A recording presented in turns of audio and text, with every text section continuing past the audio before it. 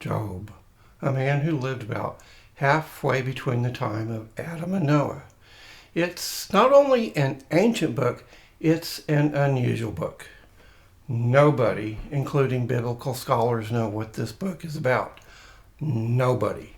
But I do, and I'm going to tell you right now.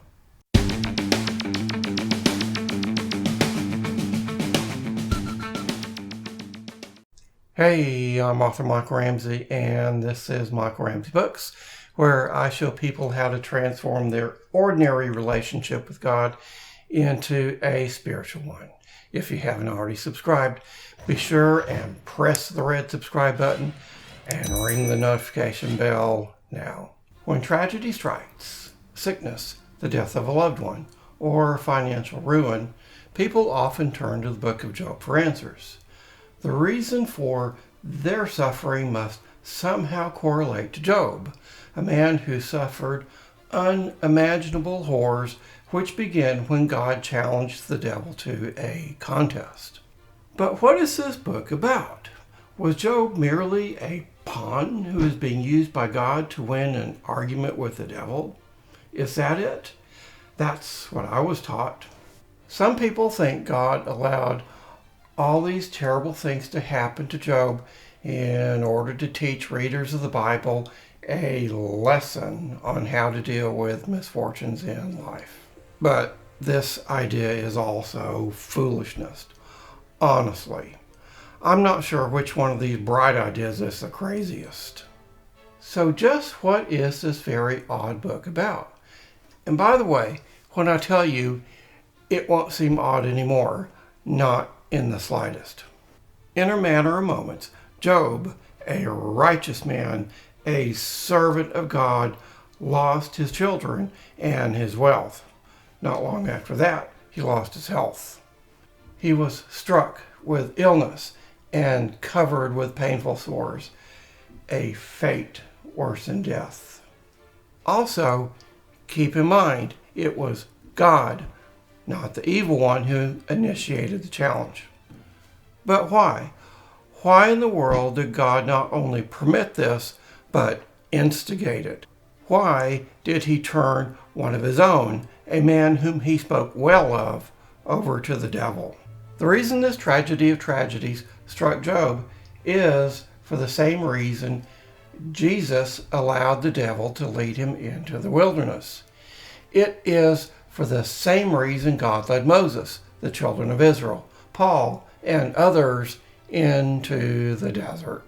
Without the book of Job, we wouldn't know much about this desert experience. Your desert experience. True, we're given an account of what the children of Israel experienced in their 40 years of wandering out in the wilderness, and the highlights from Jesus' 40 days and 40 nights. But both of these accounts lack the nitty-gritty, the personal experience. Specifically, Job is an up-close and personal account of one man's journey through the desert. It gives you insight as to what he went through, insight from God's perspective, and insight as to what you might expect. In the desert, the devil threw everything at Job, including the kitchen sink. Your experience may vary. Job's experience was so bad that he longed for death. But it wasn't death that found him. It was life, light, and illumination. Jesus began his ministry after he returned from the desert. Paul went on missionary trips and authored half the New Testament after his desert experience. Moses led the children of Israel out of Egypt and across the desert, but only after having spent half his life in the desert. Now, to be clear, as I stated earlier, just because you're experiencing tragedy, trauma, sickness, disappointment, the death of a loved one, or other loss, it doesn't mean you're living out the book of Job. Just because you're enduring trials and tribulations, it doesn't necessarily mean God has led you out into the desert. Everyone, including unbelievers, experience trouble in life. And just because trouble has found you, It doesn't necessarily mean that God has pegged you for a desert experience. But that's not to say God doesn't have his hand in everything you do. He has his hand in everything having to do with those whom he loves. Many, many more things than you might think. And once you're able to see this, I think you'll agree. The desert experience, in a sense, it is a supernatural experience. Not everyone is worthy of a desert experience. Not everyone is willing to follow the Lord out into the desert. And not everyone is willing to take up their cross and go the way less traveled. Job was already a righteous man before any of these terrible things happened to him.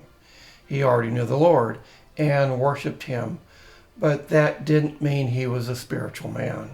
It meant he was ready to enter into the desert, a place God would perfect him, a place he would come to personally know God, a place where God would open his eyes and he would see, a place where God will open your eyes and you'll see, a place that will change you forever if you're willing. It's also interesting to note his children were completely expendable. That's how very important a desert experience is. That's how important Job was.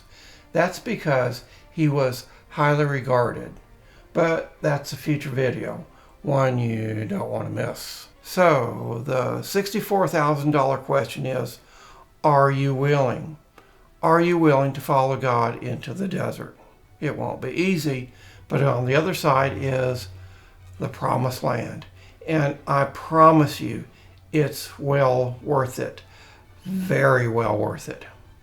Next time, next step. Can't wait until next time. Like me on Facebook and visit me at MikeRamseyBooks.com.